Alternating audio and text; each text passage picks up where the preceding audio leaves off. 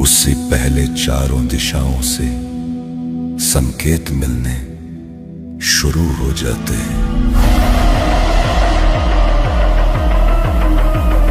अब की बार कल की अवतार बनकर पूर्ण ब्रह्म आ रहा है। मोदी हिंदुस्तान के आखिरी प्रधानमंत्री होंगे। ऐसे समय आएगा सोना चांदी का भाव 10 रुपया में भी कोई नहीं लेगा। हमें सतयुग में कलयुग नहीं ढूंढना है, हमें कलयुग में सतयुग लाना है।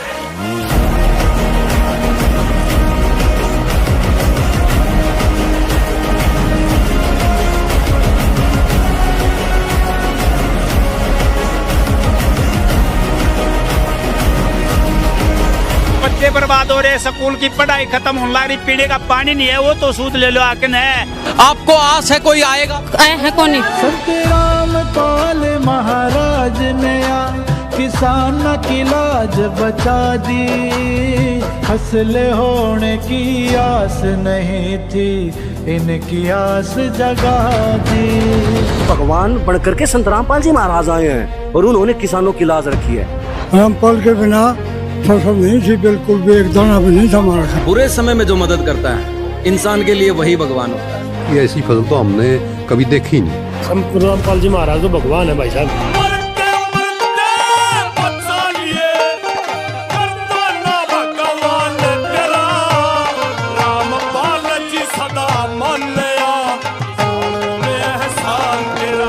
स्वयं सृष्टिकर्ता भगवान एक ही स्थान पर छुपकर बैठे होंगे। ना समझ दुनिया उस हरि पर भी झूठा दोष लगावे। संत रामपाल महाराज जी 5-5-6 फीट पानी को 350 से ज्यादा गांव के अंदर पी गए।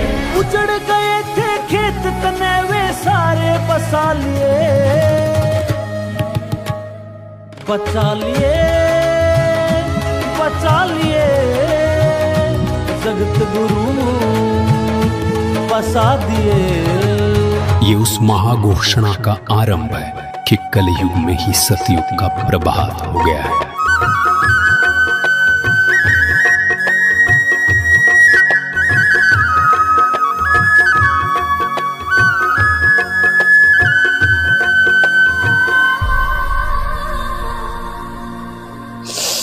ये कई बार तो खाना रोटी भी ना मिली हमने, कई बार तो हमारे पास कॉपी पेन कुछ भी नहीं होता, किसी ने भी सहारा ना दिया। दुनिया से मैं हारा तो आया तेरे द्वार, दुनिया से मैं हारा तो आया तेरे द्वार। यहाँ पे भी जो हारा कहाँ जाऊँ मैं सरकार।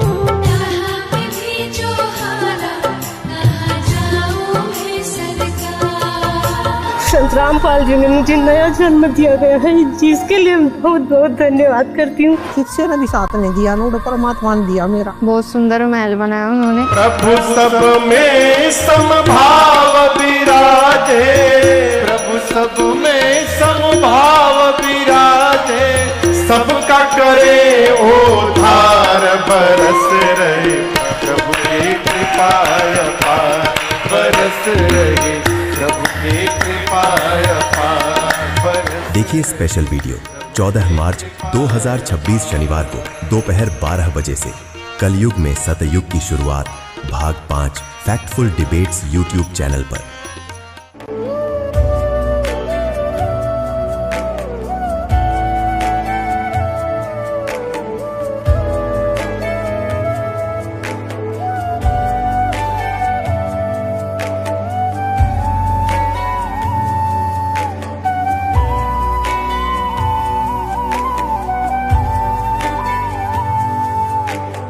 गीता अध्याय 15 के श्लोक 16-17 में 3 प्रभु बताए हैं। ये 3 प्रभु कौन हैं? किस प्रभु की शरण में जाने के पश्चात जन्म और मरण समाप्त हो सकता है? 3 प्रभुओं में सबसे उत्तम परमात्मा कौन है? कैसा है? उसका क्या नाम है? इन सभी गूढ़ रहस्यों को जानने के लिए अवश्य सुनिए जगत गुरु तत्वदर्शी संत रामपाल जी महाराज के अमृत वचन। सत साहिब दर्शकों, मानव जीवन की कठिनाइयां और परेशानियां उसे निरंतर संघर्ष की ओर धकेलती हैं। शांति की तलाश में लोग विभिन्न धर्मों और आस्थाओं का सहारा लेते हैं, परंतु सही मार्गदर्शन के बिना यह खोज अधूरी रह जाती है। दिल्ली के रहने वाले नरेश जी भी ऐसी ही परेशानियों से जूझ रहे थे। इन्होंने ईसाई धर्म भी अपनाकर देखा, परंतु उन्हें दुखों से निजात नहीं मिल पा रही थी। इसके विपरीत परिवार में क्लेश, बीमारियां और नशे की लत ने उनके जीवन को और भी दुखद बना दिया था। फिर अचानक नरेश जी की जिंदगी ने नई करवट लेनी प्रारंभ कर दी जब इन्हें मिली तत्वदर्शी संत रामपाल जी महाराज की शरण। उनसे नाम दीक्षा लेते ही वर्षों से परेशान कर रही पथरी बिल्कुल ठीक हो गई और नरेश जी ने न केवल सिर्फ अपने नशे की आदतों से मुक्ति पाई है, बल्कि सर्व बुराइयों का त्याग कर एक शांत और संतुष्ट जीवन यापन कर रहे हैं। आज ये कहते हैं कि संत रामपाल जी महाराज जी की शरण में आकर उन्होंने वास्तविक सुख और शांति का अनुभव किया है। सुनिए कैसे नरेश जी ने दुखों से निजात पाई और उनके जीवन में खुशियों की बौछार आई। नमस्कार सर। सर नमस्कार। सर क्या नाम है आपका? सर मेरा नाम नरेश दास है। नरेश जी आप कहाँ के रहने वाले हैं? मैं सर दिल्ली में सुल्तानपुरी सी ब्लॉक में रहता हूँ। सर संत रामपाल जी महाराज से कब जुड़े आप? 18 जुलाई 2014 में। सर संत रामपाल जी महाराज से नाम दीक्षा लेने से पहले क्या आप कोई भक्ति साधना भी करते थे? हाँ सर भक्ति करते थे, नाम की भक्ति करते थे और मैं ईसा मसीह को मानता था और बाइबल पढ़ता था। सर जो भक्ति साधनाएं आप करते थे उनसे क्या आपको कोई लाभ भी प्राप्त हुए? सर भक्ति साधना हम करते थे पहले, उससे कोई लाभ तो होते नहीं थे, उल्टा हमारे को घर में दिक्कतें, परेशानी, घर में लड़ाई झगड़ा और बहुत सी दिक्कतें थी जो हमें आती थी हमारे जीवन के अंदर।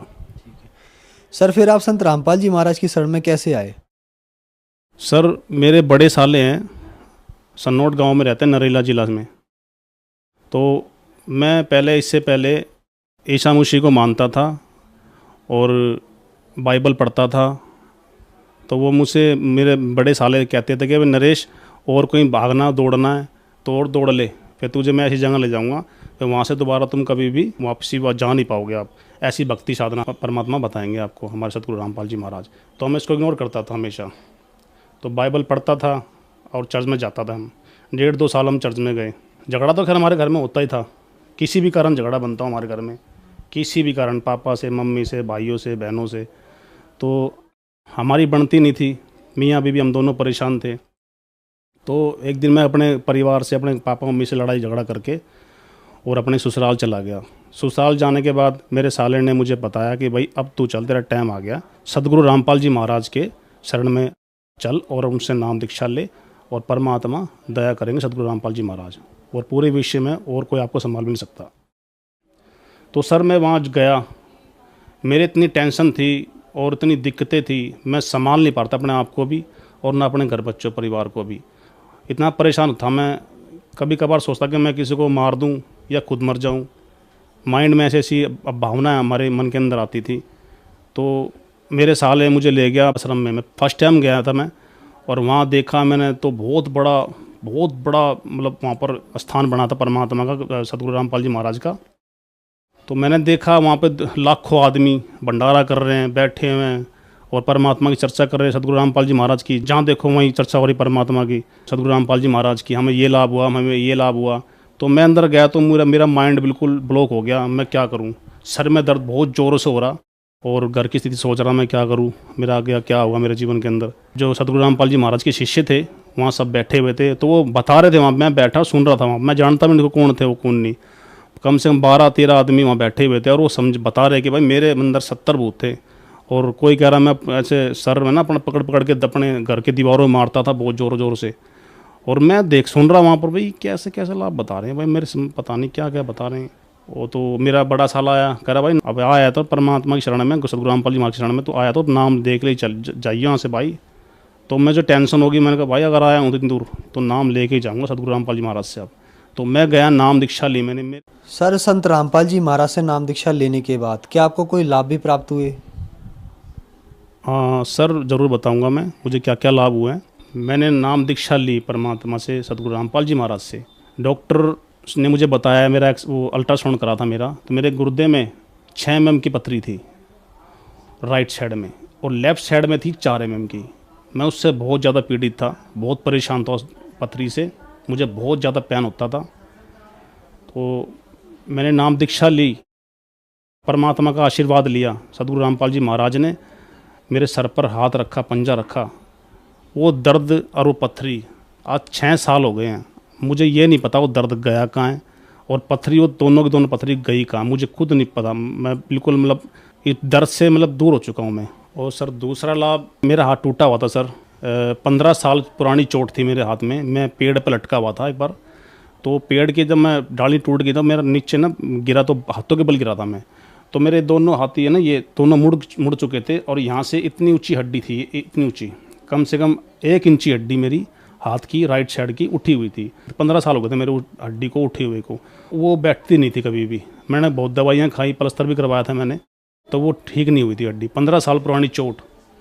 तो मैं एक बार आश्रम में बैठा हुआ था, तो सदगुरु रामपाल जी महाराज के शिष्य थे वो, उसने आया बताया कि भाई आपके शरीर में आप कहीं चोट वोट लगी है आपके? मैं कहा जी हाँ चोट तो लगी हुई जी। मैं जानता भी नहीं कौन था वो। तो उसने कहा कि हलवा प्रसाद आप खाते हो? मैं कहा जी हाँ खाते हैं।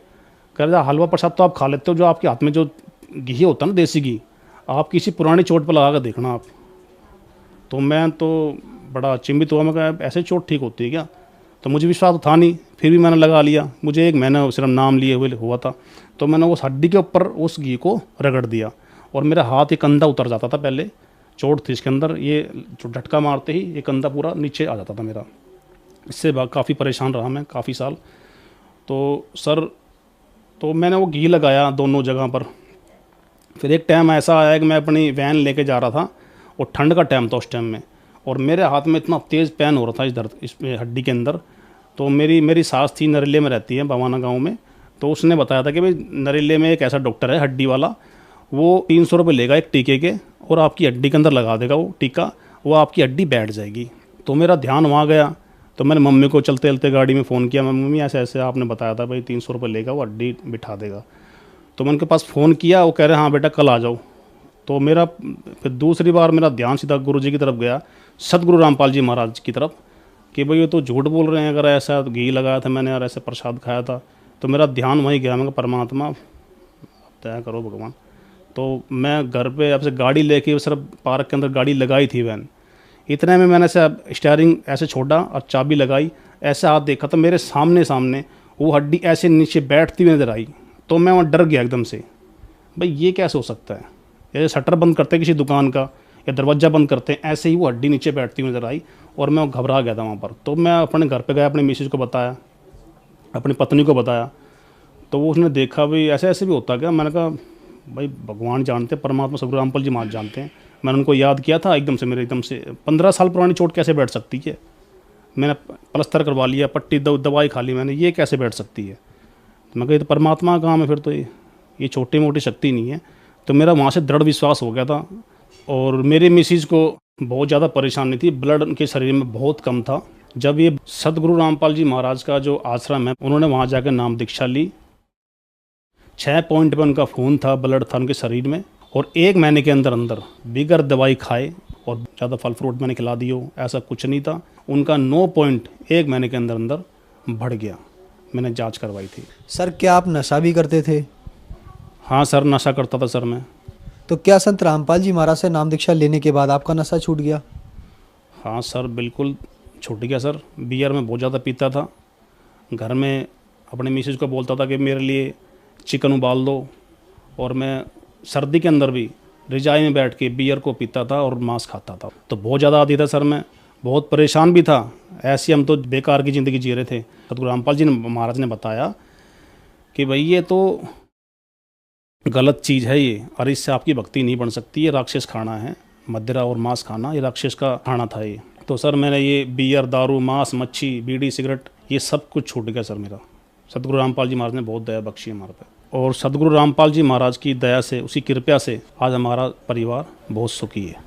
सर संत रामपाल जी महाराज से नाम दीक्षा लेने के बाद आपको बहुत सारे लाभ प्राप्त हुए। हम आपसे एक बात जानना चाहेंगे, पहले आप बहुत ज़्यादा परेशान थे, उसके लिए आप देवी देवताओं के पास गए, फिर आप संत रामपाल जी महाराज की शरण में आए, और संत रामपाल जी महाराज की शरण में आने के बाद आपको बहुत सारे लाभ प्राप्त हुए। तो ऐसा क्या है कि आप लोग देवी देवताओं के पास जाते हैं, गुरुओं के पास जाते हैं, वहाँ ठीक नहीं होते, और संत रामपाल जी महाराज की शरण में आके ठीक हो जाते हैं? क्या कारण है? सर ये आध्यात्मिक ज्ञान है और जो धर्मगुरु बैठे हुए हैं संसार के अंदर, ये शास्त्र विरुद्ध साधना बताते हैं। सदगुरु रामपाल जी महाराज हमको सदभक्ति देते हैं, सत मंत्र देते हैं, किसकी कैसे कौन से मंत्र हैं और किसकी कैसे भक्ति करनी पड़ती है, और पूरे शास्त्र अनुकूल ये साधना बताते हैं। और उसके नियम जो बताते हैं परमात्मा हमारे सदगुरु रामपाल जी महाराज, उन नियम में रहकर अपनी भक्ति करो और अपने लाभ उठाओ परमात्मा का। सर संत रामपाल जी महाराज से नाम दीक्षा कैसे ली जा सकती है? सर सत्संग आता है सदगुरु रामपाल जी महाराज का, तो उसके नीचे एक पट्टी आती है और उसमें नंबर लिखे हुए हैं, उस नंबर पे आप कॉल कर सकते हो और जिला वाइज और अपने नाम स्थल बने हुए हैं, वहाँ पर फ़ोन करके नाम स्थल का पता करके वहाँ नाम दीक्षा ले सकते हो। धन्यवाद सर।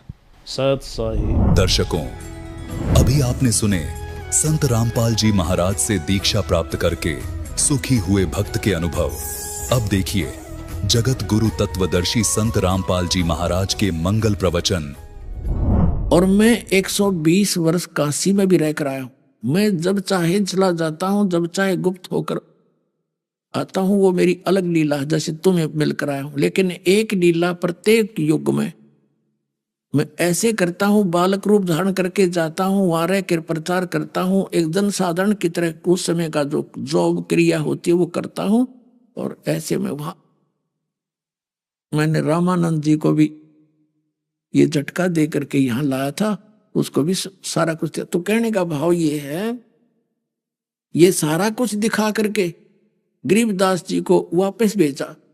उससे पहले गरीबदास जी को मृत जानकर चिता पर रख दिया था, अग्नि लगाने की तैयारी थी। उसी समय आत्मा उसमें प्रवेश होगी इस बॉडी में, और सब हिल गया, उठकर चल पड़े। उस समय वो ये वाणी बोलने लगे जो आंखों देखा था, और मालिक ने जो ज्ञान उसके अंदर फीड किया था गरीबदास जी के अंदर, तो वो वाणी आपको दास सुनाता है जो आंखों देखी। अपने आत्माओं, जिस प्रकार तुलसीदास जी ने लाखों वर्ष पहले की रामायण अपनी चौपाइयों के माध्यम से पूरी वर्णित कर दी, और वर्तमान में हिंदू समाज को वो मान्य है और सच्चाई है। ये अंदर की दिव्य दृष्टि होती है, जिसकी जितनी भक्ति है उतनी ही अक्षमता वाली दिव्य दृष्टि उसको मिल जाती है। ऐसे ही कबीर परमात्मा जी ने गरीबदास साहिब जी को वह दिव्य दृष्टि प्रदान कर दी, जिसके आधार से लाखों अरबों वर्ष पहले का, असंख्यों जन्म पहले की, आगे भविष्य में होने वाली सारा ज्ञान गरीबदास जी रखते थे। तो जिस प्रकार तुलसीदास जी ने श्री रामचंद्र जी की रामायण को लिपिबद्ध किया, ऐसे ही गरीबदास साहिब जी ने वो वाणी बोल रखी है परमात्मा की, सतलोक सचखंड की, अमर पुरुष की आंखों देखी। और क्या क्या फिर वार्ता, कहाँ कहाँ लीलाएं की दाता ने इस पृथ्वी मंडल पर, वो भी बता रखी है। उसके विषय में सुनाता हूँ। आडा पड़दा ला के रामानंद बुजंत, और दास गरीब कुलंग छवि, अदर ढाक कूदंत कुरंग छवि। अब जब उसने अपने शिष्य विवेकानंद जी से ये सुना था, तो लोगों को ये दिखाने जचाने के लिए कि मैंने इसको कभी उपदेश दीक्षा नहीं दी, इतना गुस्सा हो गए थे। झोंपड़ी के अंदर पैर पटक रहा था रामानंद, और कह रहा, जो सुना रहा था, दिखा रहा था कि मैं इससे शकल भी नहीं देखता ऐसे व्यक्तियों की, शूद्रों की। और अंदर से कहते हैं, गरीबदास जी बता रहे हैं परमात्मा की लीला, आडा पर्दा लाके रामानंद बुझंत, और दास गरीब कुरंग छवि, अदर ढाक कूदंत। जैसे मर्ग कूद जाकर खड़े, कहते ऐसे गुस्से माँ को पैर पटक रहा है रामानंद। और क्या बोला, कौन जात कुल पंथ है, कौन तुम्हारा नाम है, दास गरीब आधीन गति, फिर बोलत हैं बलि जाऊं में। गरीबदास जी कह रहे हैं कि बलिहारी जाऊं उस अनंत कोट ब्रह्मांड के मालिक के ऊपर, जो एक सुयोग्य शिष्य की भूमिका निभाते हुए और आधीन भाव से बोलते हैं। गुरु जी कुछ भी डांट लगा रहे हैं, धमका रहे हैं, और गुरु शिष्य जैसे रहना चाहिए शिष्य ने, ऐसी भूमिका दिखा रहे हैं करके क्या बताते हैं कि सच्ची भी बता रहे हैं, लेकिन आधीन भाव से कह रहे हैं। क्या कहते हैं, जात हमारी जगत गुरु और परमेश्वर है पंथ। दास गरीब लिखत पढ़ मेरा नाम निरंजन कंत। ये इस निरंजन को भगवान मानते हैं ब्रह्म को। तो परमात्मा ने कहा वो तेरा भगवान मैं ही हूं, निरंजन हूं मैं। यहां मालिक का कहने का तात्पर्य, वैसे निरंजन का अर्थ होता है माया रहित भगवान, यानी निर्लेप परमेश्वर। लेकिन ये निरंजन इस काल को मान रहे हैं। तो परमात्मा ने कहा मैं निरंजन हूं और जात हमारी जगत गुरु मेरा परमेश्वर है पंथ। एक ईश, एक ईश्वर, एक परमेश्वर। जैसे एक सरपुरुष, एक अक्षर पुरुष, एक परम अक्षर पुरुष। तो परमात्मा ने कहा तुम्हारा जो भगवान है वो तो ईश है ब्रह्म, और परब्रह्म है ये ईश्वर, और परम अक्षर ब्रह्म ये परमेश्वर। मैं उस परमेश्वर की यानी सतपुरुष का, वो मेरा पंथ है, उसका उसके विषय में जानकारी देता हूं, वो मेरा मार्ग है। जात हमारी जगत गुरु और परमेश्वर है पंथ। दास गरीब लिखत पढ़े मेरा नाम निरंजन कंत। जब परमात्मा ने अपने आप को परमात्मा बोल दिया तो रामानंद जी घना दुखी हो गया और कहने लगा, रे बालक सुन दुर्बुद्धि, तेरा घटमट तन आकार, दास गरीब दर्द लगा जब हो बोले सृजनहार। गरीबदास जी कह रहे हैं परमात्मा ने अपने आप को परमात्मा कह दिया तो रामानंद जी की अज्ञान सोच ने ये मान रखा था कि वो परमात्मा तो निराकार है। और फिर कह रहा है रामानंद कि तेरा तो घट तन शरीर दिखाई देता है, तू अपने आप को भगवान बता रहा है। ए बालक सुन दुर्बुद्धि, तेरा घटमट तन आकार, और दास गरीब दर्द लगा, दुखी हो गया जब हो बोले सृजनहार। परमात्मा ने अपने आप को सृजनहार बताया और कहा, इतनी गालियां दे दी रामानंद ने परमात्मा को, तुम मोमन के पाल हुआ, तेरा जुल है के गर्भास, और दास गरीब अज्ञान गति। तेरा इतना दृढ़ विश्वास कि तू मोमिन एक मुसलमान जुल्हे के घर टुकड़ों पर पल रहा है, अपने आप को तो भगवान बता रहा, अज्ञानी। अब क्या बताते हैं, तर्क तलु से बोलते रामानंद सुरज्ञान, और कहते हैं दास गरीब कुजात है, ये आखिर नीच निदान। इतनी गाली दे रहा है रामानंद जी कि तू कुजात है, कुजात, तेरे माँ का बेरा ना तेरे बाप का पता नहीं, और तू भगवान समझता अपने आप को। अब ये सारा कुछ गाली उलाने दे लिए जब रामानंद जी ने, परमात्मा ने कहा स्वामी जी मैं आपका दास हूं और जो भी आप बोल रहे सिर उधारिए, लेकिन मेरी अर्ज सुन लो, मैं जो आपको बता रहा हूं मैं वही हूं। ए स्वामी सृष्टा में और सृष्टि हमारे तीर, दास गरीब अधर बसूं अवगत सत कबीर। मैं ऊपर रहता हूं सतलोक में, अवगत सत कबीर, मैं वो असल ब्रह्मांड का मालिक हूं। ए स्वामी सृष्टा में यानी सारी सृष्टि का रचनहार मैं हूं, और सृष्टि हमारे तीर, ये सब सृष्टि सारा संसार सब ब्रह्मांड ये मेरे आधार हैं, और ऊपर रहता हूं सतलोक में। अवगत सत कबीर, अवगत जिसकी स्थिति को कोई नहीं जानता। सुन रामानंद राम हम, और मैं पावन नरसिंह, और दास गरीब सर्व कला, मैं व्यापक सर्वंग। अब क्या बताते हैं परमात्मा, मैं रोवत हूं सृष्टि को, ये सृष्टि रोए मोहे,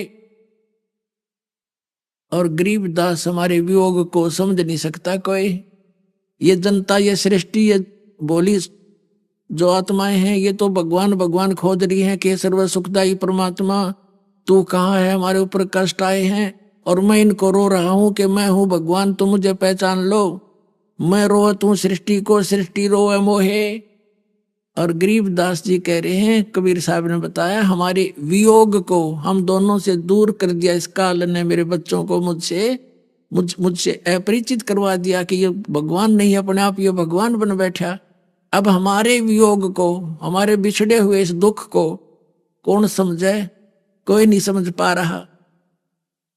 तो क्या बताते हैं परमात्मा, मैं रोवत हूं सृष्टि को या सृष्टि रोवे मोहे। ये मुझे ढूंढ रही है और मैं इनको कह रहा हूं मैं भगवान हूं, ये मुझे मान नहीं रहे। गोता मारू स्वर्ग में जा बैठूं पाताल, कह कबीर ढूंढता फिरूं अपने हीरे मोती लाल। अब रामानंद जी ने सोचा कि यूं भाई बड़ी बड़ी बात और कॉन्फिडेंस से कह रहा है, देखते हैं थोड़ी देर बाद। तो उस समय बहुत जल्दी से ले गया था विवेकानंद उठा कर भगवान को।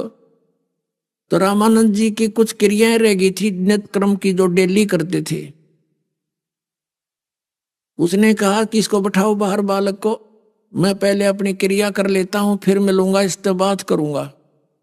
रामानंद जी क्या करते थे, कर्मकांड के अंदर एक मूर्ति होती है भगवान विष्णु की, जो विष्णु पुजारी कर्मकांड करते हैं, उस मूर्ति के कपड़े उतारते हैं और सब नवाते धोवाते हैं, स्वच्छ कपड़े पहनाते हैं, जूते भी पहनाते हैं, सारा कुछ शुभ श्रृंगार कर देते हैं और मुकुट डाल देते हैं और साथ में कंठी, एक तुलसी के मनिये की कंठी बोलते वो माला भी डालते हैं।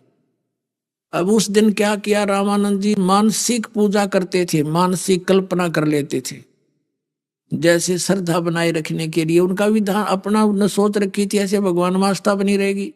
जैसे ये भावना रखते थे गंगा जी से मटका पानी का भर के लाए स्वयं, ऐसे चलते जैसे कल्पना कर रहे हो शेख चिल्ली की तरह, और फिर वहां लाकर रख लिया, फिर कपड़े उतारे, मन मन में सेवा मानसिक पूजा कर रहे थे, कर्मकांड जो अवश्य कर रहे थे, अभ्यास था डेली का।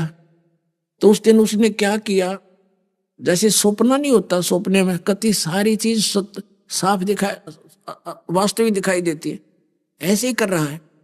और उस दिन मुकुट रख दिया, लेकिन वहां कंठी नहीं डालने पाए जो एक मनिये की। और ये कर्मकांड के अंदर है, कोई भी एक श्रृंगार रह जाए तो वह पूजा खंडित हो जाती है। और मुकुट रखने के बाद उस दिन मुकुट उतारा नहीं जाता, यदि मुकुट उतार दिया तो पूजा खंडित, और कंठी गले में नहीं डली तो पूजा खंडित। गणा चिंतित हो गया रामानंद। पूरे जीवन में आज पहली बार जो हमें धोखा लगा है, अपने आप को कोस रहा है, मेरा कौन सा अपराध सामने आ गया जो आज मुझसे यह गलती बन गई। भगवान मुकुट उतारूं कैसे और कंठी डालूं, डालने की चेष्टा करी, वो मुकुट में फंस गई, जैसे सौंपने में होता है ऐसे। गणा दुखी हो रहा। परमात्मा बाहर खड़े थे, 5 वर्ष के बालक, कहने लगे स्वामी जी इस माला की गांठ खोल लो, कुंडी खोल लो और फिर ऐसे गले में बांध दो, मुकुट उतारना नहीं पड़ेगा। और रामानंद जी ने सोचा कोई मूर्ति सामने नहीं, एक बच्चे ने पर्दा हटा के देख लिया हो हैं, और ये तो भगवान आ गया। अपने आत्माओं, ब्राह्मण सोए जो ब्रह्म पहचाने, ब्राह्मण उसी का नाम है जो भगवान को पहचान ले। और लोक लाज मर्यादा जगत की तरण जो तोड़ पगावे, तरण डिकड़ा जैसे तिनका होता है, से तोड़ के फेंक दे लोक लाज को, वो भक्त होता है। अब देखो एक तरफ तो रामानंद जी ये सिद्ध करने जा रहे थे कि मैंने इसको नाम नहीं दिया इस शूद्र के बच्चे को, और पूरा ब्राह्मण वर्ग उनका काशी के मौजिद आदमी ब्राह्मण विराजमान थे, और एक तरफ भगवान दिखाई दे रहा था। तो रामानंद जी ने समाज नहीं देखा, बाढ़ में जा समाज सारी उम्र डले ढोरा। इसके लिए 104 साल के हो चुके थे रामानंद जी जब परमात्मा 5 वर्ष की लीला का शरीर दिखा रहे थे। अब उन्हें सोचा जिसको मैं खोज रहा था ये सामने खड़ा, एक बाढ़ में जाओ, ये समाज मेरा अड्डा पड़दा एक तरफ फेंक बाहर निकल का वह वृद्ध, और जिस जुल्हे को कहते कपड़ा भी ना लगने दूं उसको सीने से लगा दिया, आंखों में आंसू भर आए। बोलो सतगुरुदेव।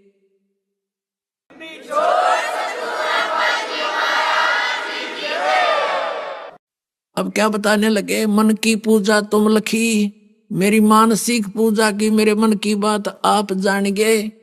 और मुकुट माल प्रवेश, वो मुकुट में माला फंस गई थी। और गरीब दास गति कौन लखे, तेरा कौन वर्ण क्या भेख है।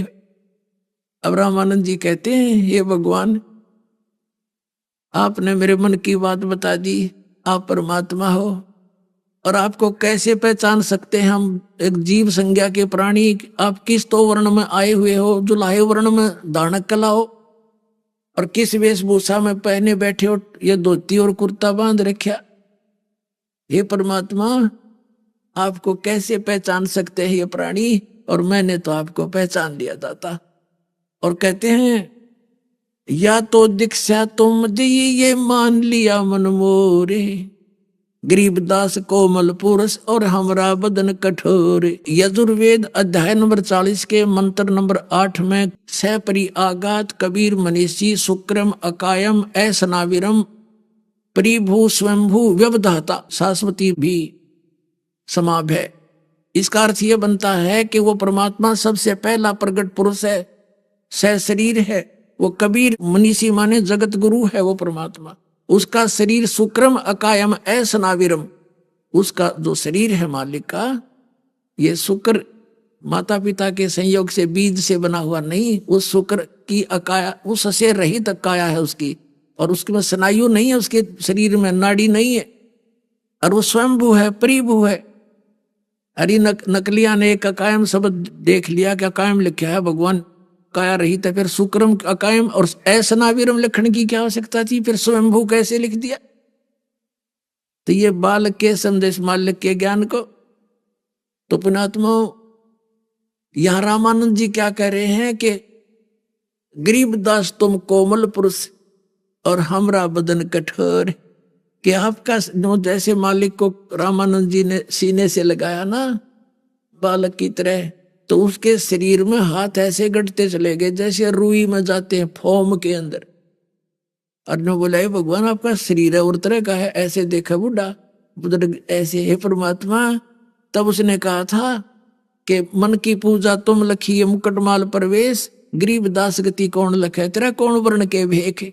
आप किस वर्ण में बैठे और किस वेशभूषा में खड़े हो, आपको कैसे पहचान सकते हम मंदबुद्धि के प्राणी।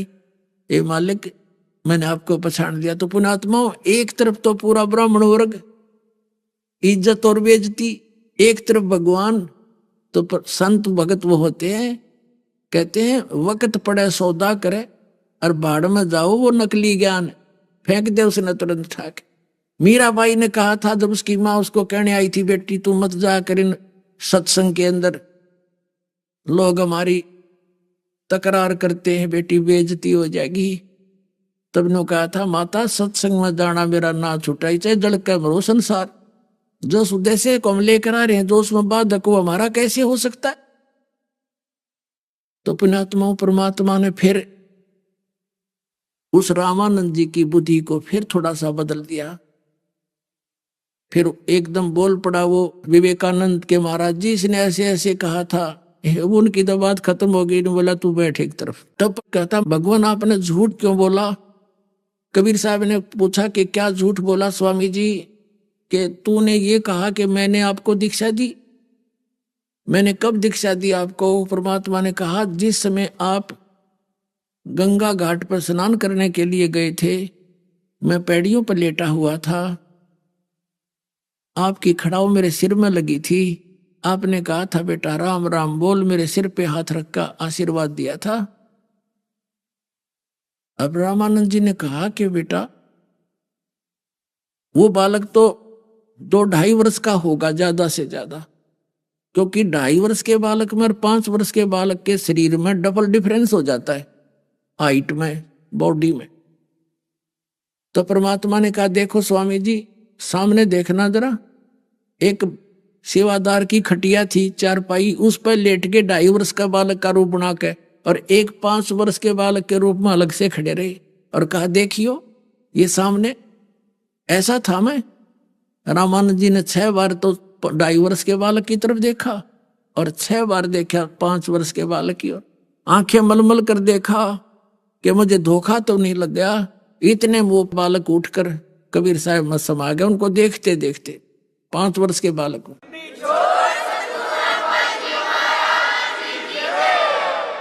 अब पुण्यात्मा रामानंद जी का झटका लग गया, लेकिन यो मन बड़ा दुष्ट है, जल्दी से हार स्वीकार नहीं करता।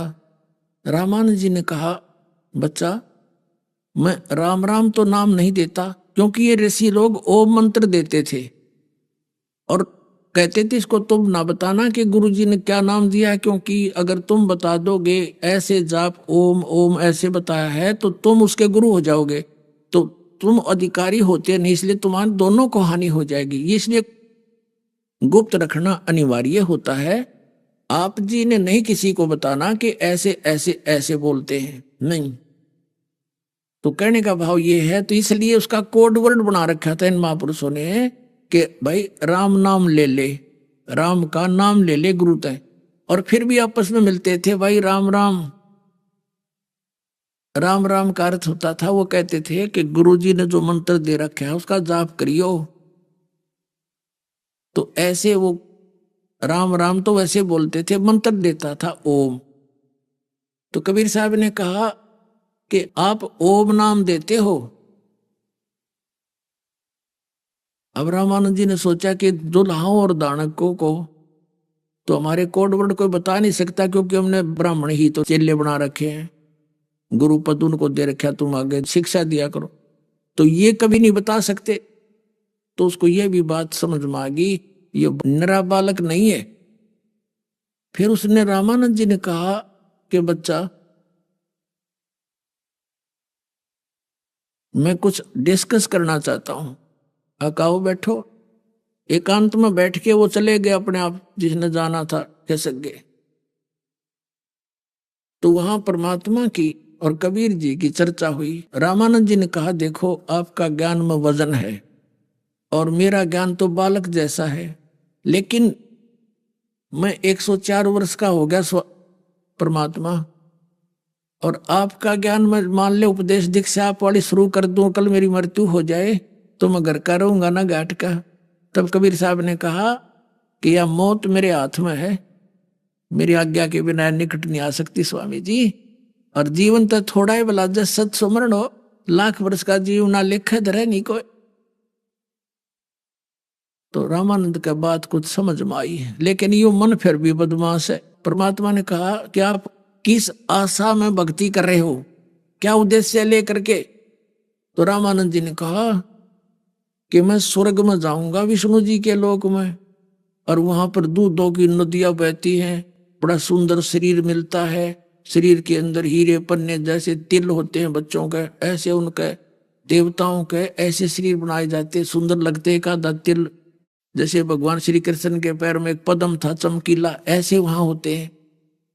तो ये बताने लगा ऐसा ऐसा सुख है वहां स्वर्ग में, आनंद लूंगा। कबीर साहब ने कहा, कितने दिन रहोगे। विद्वान पुरुष थे।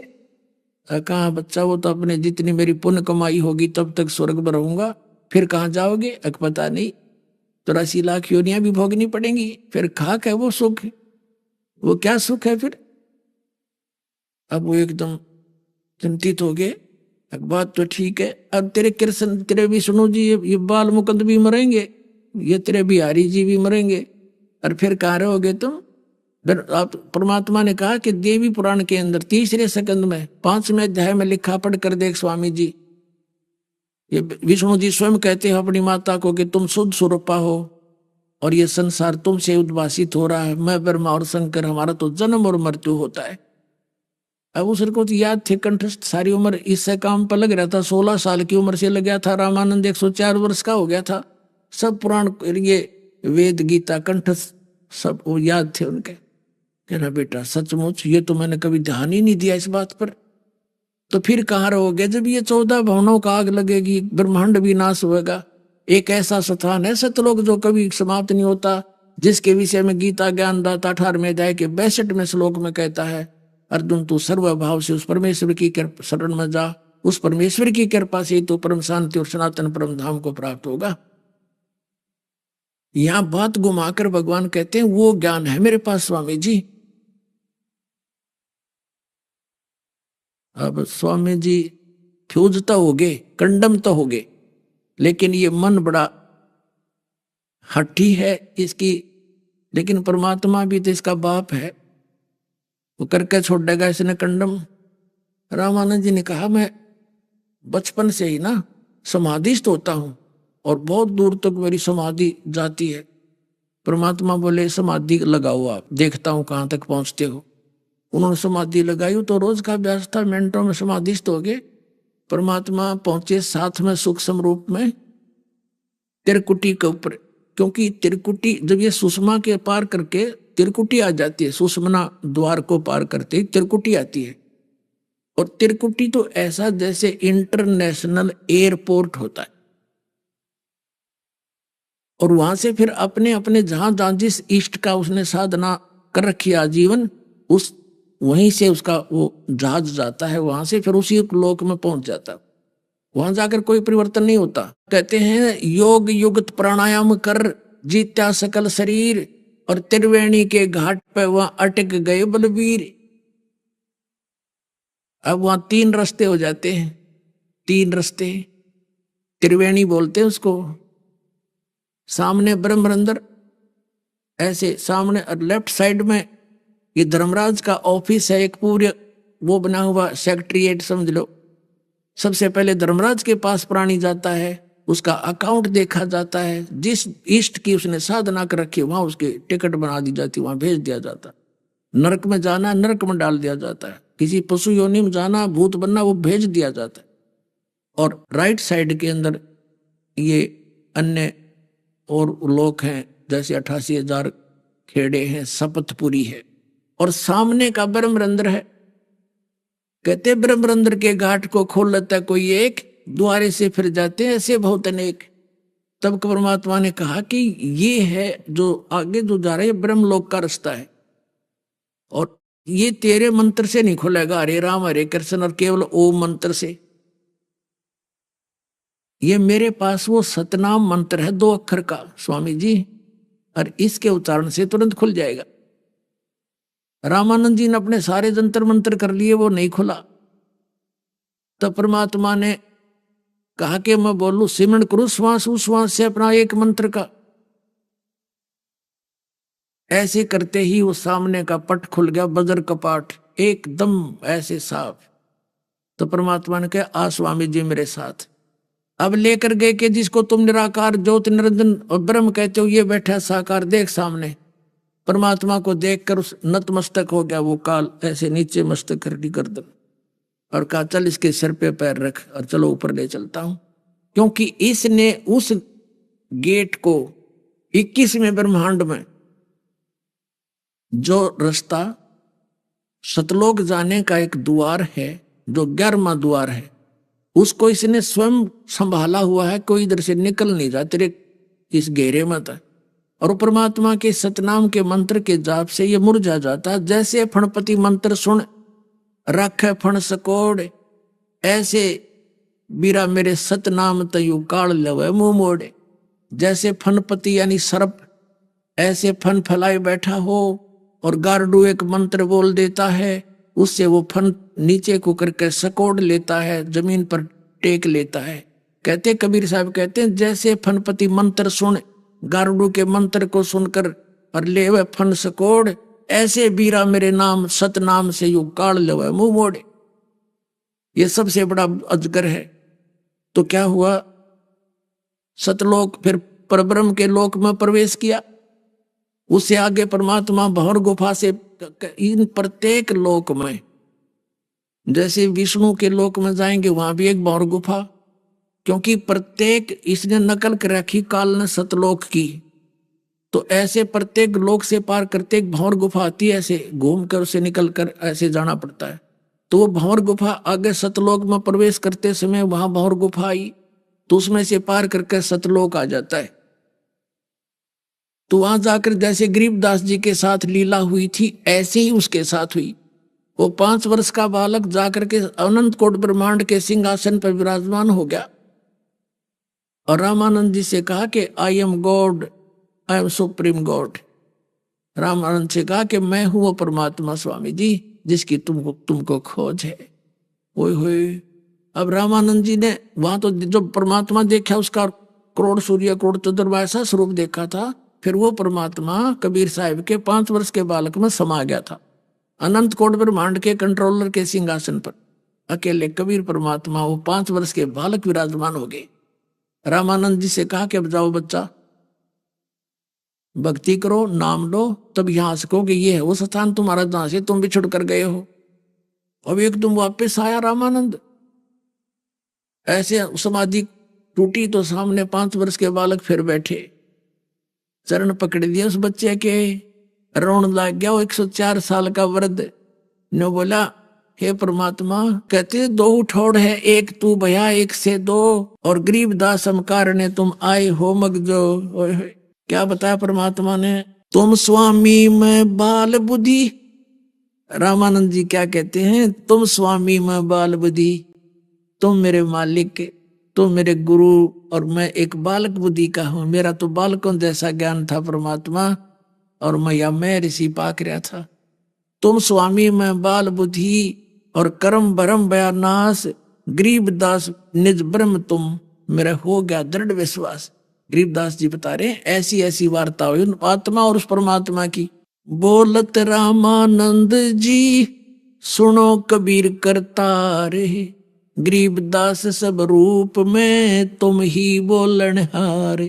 यानी सभी प्राणी आप ही की शक्ति से चल रहे हैं परमात्मा, आप बिना इस पृथ्वी पर कुछ भी नहीं। तुम साहेब तुम संत हो, तुम सतगुरु तुम हंस, गरीबदास तुम रूप बिना और न दूजा अंश।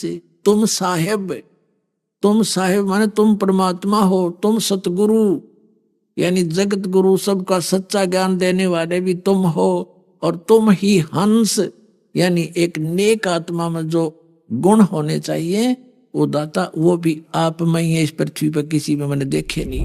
अभी आपने सुने संत रामपाल जी महाराज के मंगल प्रवचन। आइए अब सुनते हैं संत रामपाल जी महाराज से नाम दीक्षा लेकर सतभक्ति करके अद्भुत लाभ प्राप्त करने वाले अनुयायी के विचार। ऋषियों, संतों, महात्माओं ने पूर्ण परमेश्वर को पाने के लिए घर बार छोड़ दिया, घोर तप किए, शरीर को भयंकर कष्ट दिया, निराहार रहे और अपने शरीर तक गला दिए, परंतु अंत में उन्हें सिद्ध शक्ति के अलावा कुछ हाथ नहीं लगा। ऐसे ही एक साधु की जीवन गाथा से आज हम आपको रूबरू करवाने वाले हैं। इनसे मिलिए, ये हैं ग्वालियर मध्य प्रदेश के नरसिंह जी। घर बार छोड़कर साधु बन चुके थे, 40 नागाओं के महंत भी थे। तप किए, व्रत किए, 5 से 6 साल तक निराहार रहे, तपस्या कर सिद्धि प्राप्त कर चुके थे। एक दिन इनके साथ अनहोनी घटना हुई। सफेद प्रकाश दिखा व आकाशवाणी हुई कि अगर मोक्ष चाहते हो तो सच्चे गुरु की तलाश करो, नहीं तो ऐसे ही भटका खाते रहोगे।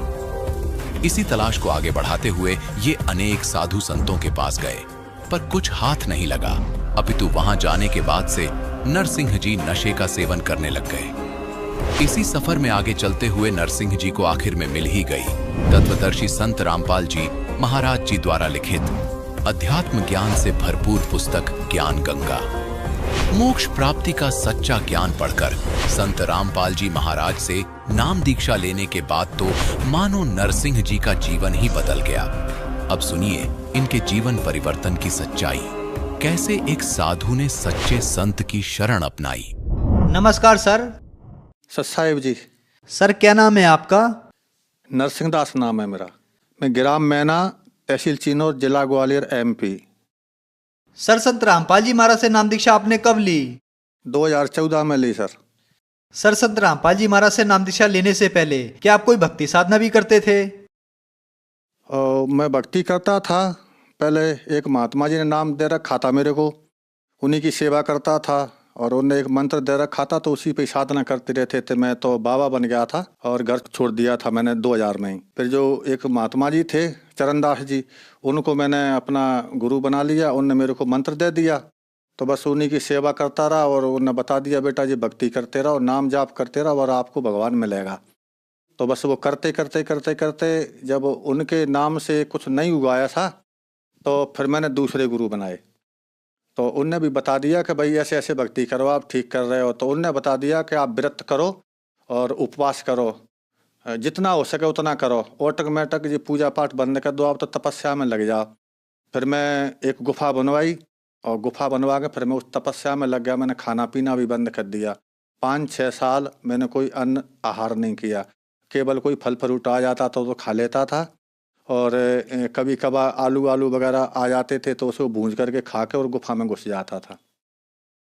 5 साल तक जब मैं साधना करता रहा तो एक सिद्धि सी प्राप्त हो गई मेरे अंदर।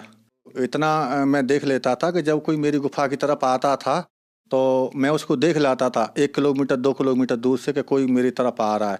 और कुछ ला रहा होता था तब भी देख लेता कि आज फलाना आदमी आ रहा, मेरे लिए ये चीज़ लेके आ रहा। तो मैंने सोचा कि अब तो बहुत अच्छा हो गया। बोले तपस्या वो गुरुदेव ने मेरे को सही बताई थी, जो कि इतनी बड़ी उपलब्धि मेरे को हो गई। मैं इसी को ही बहुत बड़ा चमत्कार मान रहा था गुरुदेव का।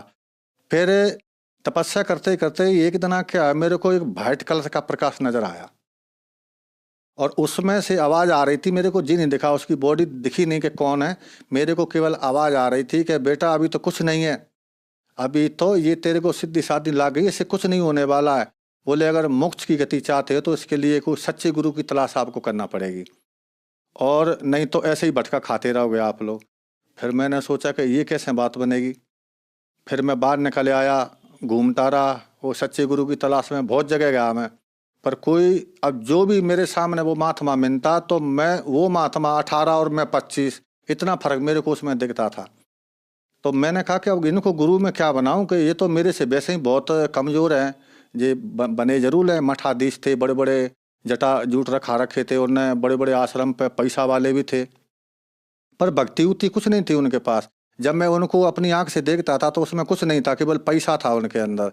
कईयों पास गया तो एक बार मेरे को कबीरपंथी कुछ भाई मिले, उनने कहा महात्मा जी कहाँ जा रहे हो? मैंने कहा भाई ऐसे सच्चे गुरु के तलाश के लिए मैं जा रहा हूँ कि जिसके पास शब्द होए, वो शब्द लेने जा रहा हूँ मैं, जिससे भक्ति साधना करके अपनी मोक्ष की गति पा सकूँ।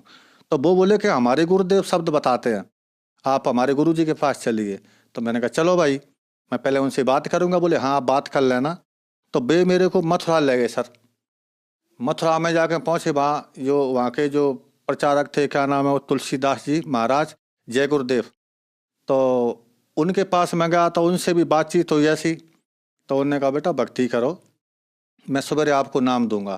तो जब उन्होंने मेरे को नाम दिया सवेरे, और नाम देते के बाद में उन्होंने मेरे से कहा था कि बेटा चिलम मत पीना और हुक्का पी लिया करो, क्योंकि हुक्के में तो वो तम्बाकू छनके जाती है तो वो तेरे को नुकसान नहीं करेगी, और हुक्के में कोई दिक्कत नहीं है। तो मैं 500 रुपये का जिल लम्बा हुक्का लेके आ गया मैं, और 3 किलो तम्बाकू आके मैंने अपनी गुफा पर रख लिया, और फिर दे दनादन हुक्का चलता रहा। तो छाती पे ऐसा हो गया कि जलन सी चालू हो गई, कि हुक्का का सीधा धुआं जाता है। चलता रहा तो 3, 4, 5 साल तक। फिर मैंने उनको पूछा, मैंने जो हुक्के से तो मेरे को दिक्कत खड़ी हो रही है। बोले नहीं इससे कुछ दिक्कत खड़ी नहीं होगी, जो पहला कवर जमा है ना वो हट रहा है और जे कवर दूसरा चढ़ रहा है। तो मैं फिर लगा रहा साधना करने के लिए। उनने बता दिया था मेरे को कि ऐसे कानों में उंगली डालना है और ऊपर सुनना है, इसको सब तेरे को सुनाई पड़ेगा, जो भी आवाज़ सुनाई पड़ेगी उसी को शब्द कहते हैं, उसको पकड़ लेना, बस उसी को सुनते रहना सो तुम स्वर्ग पहुंच जाओगे। और मैंने कहा ठीक है। तो सर मैंने 8 साल उनकी साधना की। 8 साल में जो पहले जो मैं प्रकाश देखता था, लाल वाला है ना, पीरा वाला और जे है सफ़ेद वाला, तो वो पहले मैं जो आवाज़ें सुनता था, प्रकाश देखता था, वो तो चले गए, पता नहीं किस 60 में चले गए। और जय गुरुदेव जी ने जो बताई थी उससे कोई लाभ नहीं हुआ। जनता बहुत जुटती थी, हुक्का वाले आते थे पीने के लिए, आप हुक्का पिलाओ, हम 7:30 में हुक्का पीते थे। जो सीनियर थे ऊंचे बैठ के पीते थे, जो हमारे चेला चांटे थे, बहुत चेला बना रखे, तो वो नीचे बैठ के हुक्का पीते थे। हुक्का पी के वो अपने अपने घर चले जाते थे। एक दिन पर ऐसा ही लगा मेरे को, इससे तो भाई मरना ठीक है, कि परमात्मा मिले नहीं। पूरी जिंदगी मैंने इसी में निकाल दी। पहले बैरागी बना है, त्यागी बना, अखाड़ों में गया, सारी जगह घूम का मैं आके मैंने सब मरना ठीक है। और जब मैंने सीख ही लिया था थोड़ा साधना में कि बॉडी मेरी कई गुफा में पड़ी रहेगी और मैं अपना देश से निकल जाऊंगा, भगवान फिर मिलेगा कभी ना कभी। जब ऐसा मैंने शरीर में अपने में मन में जो विचार किया ना, उसी रात को मेरे को संत रामपाल जी महाराज एक विमान टाप के में बैठ करके और आकाश मार्ग से आते हुए नजर आए। उसका एक कैमरामैन एक साथ में बैठा था, एक कैमरामैन एक साथ में, 2 कैमरामैन बैठे थे, और बीच में जो संत रामपाल जी महाराज बैठे थे। तो ऐसे हाथ कर रहे थे, ऐसे हाथ वो करें तो जनता ऑटोमेटिक धरती से उड़ उड़ के और ऊपर की तरफ जा रही थी, और सतगुरु के जयकारे लग रहे थे। ये चीज़ मैंने देखा तो मैंने कहा भाई यहाँ अभी भी सतगुरु का जयकारा लग रहा है, तो कहीं ना कहीं कुछ है, अभी भी आशा, अभी अपनी हिम्मत नहीं हारना चाहिए, अभी भी कुछ न कुछ करना चाहिए। तो मैंने कहा देखते हैं। फिर सुबह एक भगत जी आए, इन्होंने जय गुरुदेव पंथ को छोड़ करके और संत रामपाल जी महाराज से दीक्षा ले रखी थी। पहले वो हमारे गुरु भाई थे, तो वो आए तो उन्होंने कहा कि भगत जी आप वही साधना कर रहे हैं। मैंने कहा क्या बकवास कर रहा है, भगत जी कहता है। पहले तो महाराज कहता था, आज भगत जी क्यों? बोले नहीं, बोले पहले महाराज हमारे लिए आप पहले महाराज थे, अब भगत जी हैं। क्यों? कि हमने संत रामपाल जी महाराज से दीक्षा ले रखी है और उन्हें सारा ज्ञान हमें समझा दिया। तो मैंने कहा कि क्या है? बोले कि आप ये पुस्तक को पढ़ लेना। तो वो मेरे को एक ज्ञान गंगा पुस्तक देखें गए थे। जब वो ज्ञान गंगा पुस्तक देखें गए तो एक दिन हमारी मजोटी लगी हुई थी हमारी गुफा के पास, वहाँ पे हुक्का पी रहे थे। हुक्का पीते पीते एक दिन याद आया, मैंने कहा भाई वो एक संत रामपाल जी के शिष्य थे, वो हमें जो ज्ञान गंगा पुस्तक देखेंगे, देखना भाई उसमें पढ़ना क्या लिखा है। तो एक हमारे शिष्य ने ला के मेरे को दी के लो महाराज आप ही पढ़ लो। तो मैंने जब उसको देखा, इधर मैं चिलम भी हुक्का भी पी रहा था, इधर मैंने पुस्तक ऐसे करके देखी, तो उसमें मैंने एक दुआ पढ़ा। उसमें लिखा था कि सोनारी जारी करे सुरा 500 बार और एक चिलम हुक्का भरे वो डूबे काली धार। जब मैंने ये दुआ पढ़ा तो भगत जी मेरे दिमाग में ऐसा हथौड़ा सा लगा कि मैंने तो पूरी जिंदगी अपनी बर्बाद कर दी। पता नहीं मैंने कितना भटका खाया, व्रत किए, उपवास किए, साधुओं की सेवा की, संत बन बैठा, सब कुछ हो गया, पर वो भगवान इतना चिलम पिला पिला के मार दी, हमारी जिंदगी खराब हो गई। अब हमें कुछ प्राप्त होने वाला नहीं है और लास्ट की जो पौंड जिंदगी बची वो इसमें हुक्का में चली गई। अब क्या होगा? हे परमात्मा आप बचाओ कैसे भी करके। तब संत रामपाल जी के शिष्य मेरे को पुस्तक देखें गए थे, वो भागीरथ दास नाम था उनका। मैंने उनको फिर बुलाया एक बार, मैंने कहा भगत जी आप आना एक बार। तो वो सवेरे आए, बोले क्यों पढ़ी पुस्तक? मैंने कहा भाई पुस्तक की बात तो ठीक है, वो तो पढ़ ली, जो संत रामपाल जी महाराज जो आपके गुरु हैं वो बात कर लेते हैं। बोले हाँ बिल्कुल आपसे बात करेंगे। तो मैंने कहा मेरे को ले चलो आप हरियाणा। तो उन्होंने कहा ठीक है चलो। 28 तारीख आई, 28 को हम यहाँ से चल दिए, 29 तारीख को सवेरे हम आश्रम पहुँचे।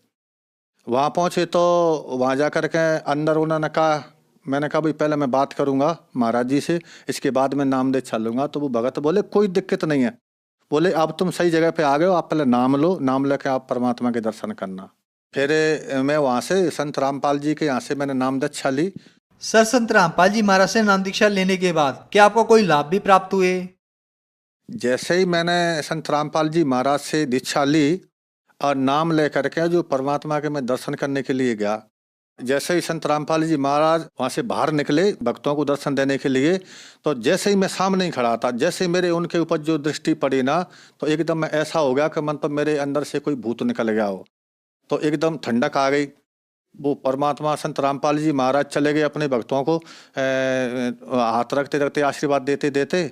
जब मेरी बारी आई तो मेरे पे आशीर्वाद नहीं दिया, मेरे सर पे उन्होंने हाथ नहीं रखा और ऐसे निकल के चले गए। तो फिर एकदम मैं रोने लग गया। मैंने कहा हे भगवान, आप जंगल में गए थे मेरे को लेने के लिए, आप मेरे को जंगल में से बुला करके जहाँ ले आए और जहाँ आपने मेरी बात भी नहीं सुनी। तो इतनी दूर से जब वो संत रामपाल जी महाराज लौट के आए मेरे से कहा कि मैंने क्या नहीं सुनी बेटा तेरी, सब कुछ तो सुन ली। तो फिर मेरे को लगा कि भाई यहाँ जब पक्का काम है। तो उन्होंने कहा तुमने नाम दीक्षा ले ली? मैंने कहा नाम दीक्षा ले ली। बोले बेटा भक्ति करो। और जी हुलिया क्या बना रखा, मेरे बड़े बड़े बाल थे, बड़े बड़े जटा थे। तो मैंने कहा ठीक है, तो अब मैं भक्ति कर रहा हूँ। और उन्होंने कह दिया था कि अब तुमको कोई भूत व्याधा नहीं सतावेगी। तो पहले बहुत से आते थे जिन भूत बेताल वगैरह, अब कोई नहीं आता और बढ़िया भक्ति हो रही है और बढ़िया साधना में लगे हुए हैं।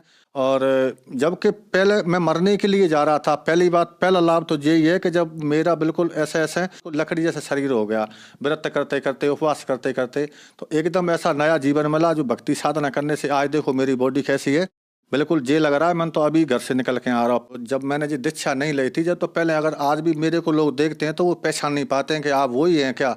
तो ऐसा हो गया था मैं, बिल्कुल मेरी अंदर की लीवर खराब हो गया था, क्योंकि 5 साल मैंने खाना नहीं खाया तो वो सुकड़ के इतना नेक हो गया था। तो उसमें आधी रोटी 1 रोटी जाती थी केवल बस।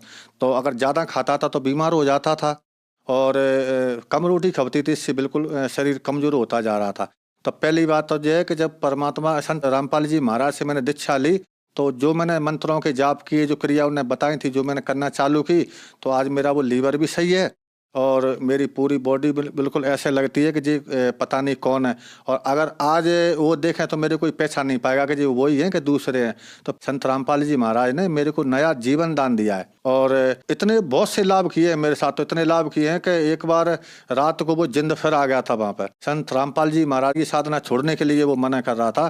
बोले पहले ही बढ़िया था, कोई दिक्कत नहीं, बढ़िया चलम चलती थी, वो का चलते थे।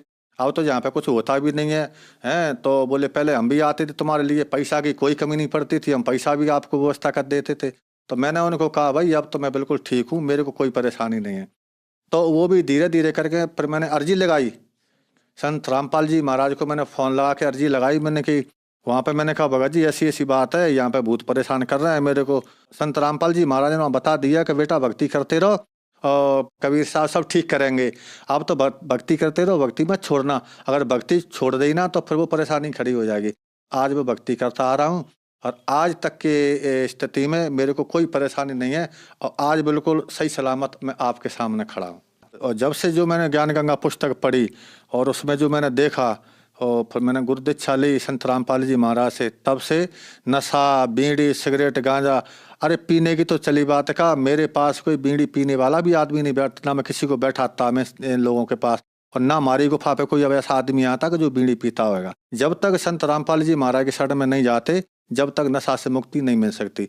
संत रामपाल जी महाराज की अगर कोई पुस्तक भी पढ़ ली किसी ने तो उसी से उसका उद्धार सा हो जाता है, ऑटोमेटिक उनको प्यास लगती है।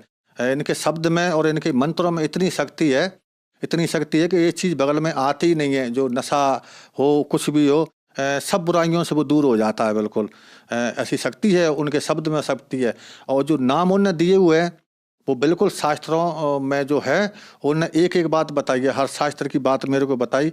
जब मैं समझ गया, क्योंकि मैं पहले पुराण शास्त्र पढ़ चुका था पर मेरे को समझ में नहीं आ रही थी, उसकी वो कुंजी नहीं मिल रही थी, उसकी कुलजी जो ताला लगा हुआ था। ऊपर से मकान को तो देख लेता कि जो मकान बना है, फिर ताला खोल के अंदर नहीं जा पा रहा था इसका मतलब क्या होता है। पर संत रामपाल जी महाराज ने सारा मतलब मेरे को समझा दिया। और पहले तो मैं इतना बड़ा जो गुरु पद पे बैठा हुआ था तो कुछ लोग मेरे पास आया करते थे कि महाराज जमा मोड़ा गांजा ज़्यादा पीता है, चिलम ज़्यादा पीता है, तो मैं चुप हो जाता था कि मैं क्या करूं, मैं तो खुद पीता हूं भाई, जब मेरी भी नहीं छूट पा रही है तो मैं तेरे लड़के की मैं क्या छुड़ाऊंगा।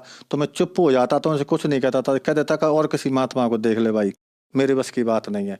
और बहुत से लोग ऐसे आते थे, बस हमको तो वही लोग अच्छे लगते थे जो कुछ चिलम पीने वाले आते थे। कई लोगों ने ऐसे प्रश्न किया, मैंने कहा ना, फिर छुड़ाया, कुछ नहीं हुआ उससे।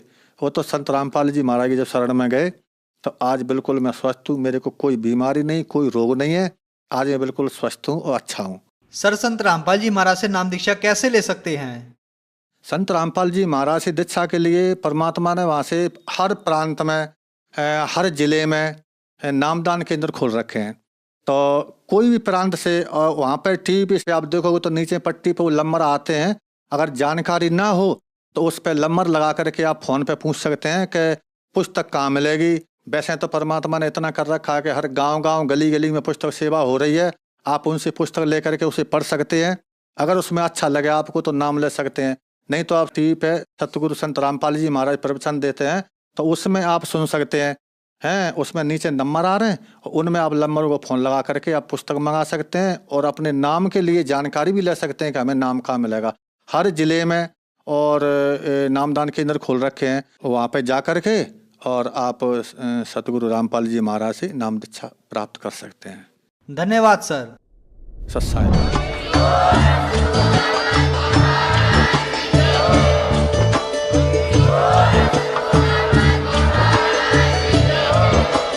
आप सुन रहे थे जगत गुरु तत्वदर्शी संत रामपाल जी महाराज जी के मंगल प्रवचन। अधिक जानकारी के लिए विजिट कीजिए हमारी वेबसाइट www.jagatgururampalji.org। संत रामपाल जी महाराज जी के शुभ आशीर्वाद से पूरे विश्व भर में 500 से भी ज्यादा नाम दीक्षा केंद्र हैं, जिन पर संत रामपाल जी महाराज जी द्वारा ऑनलाइन निशुल्क नाम दीक्षा दी जा रही है। अपने नजदीकी नाम दीक्षा केंद्र का पता करने के लिए संपर्क करें 8222880541।